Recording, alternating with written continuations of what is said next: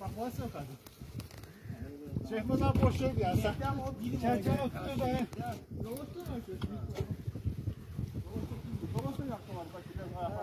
Dostlar, burada vəziyyət çox gərgindir. Deməli, Balakanın Qabaqçöl kəndi. Sahillərə hara qoyubsa fikir ver. O duvaq bilanda arxana oradadır. Su basıb bitiyor.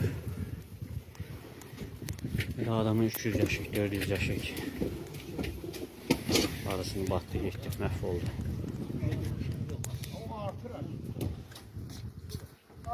Ağır yeşikler de çok var. Açık koydular.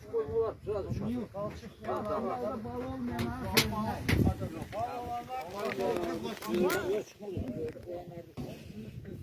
Niye siz vurdun?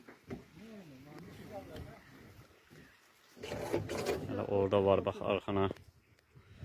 Bakın dostlar.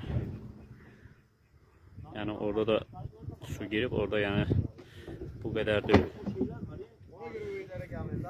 Bak bir tane arkana orada var. Büyük arkanalar da özde. Allah köməklər olsun.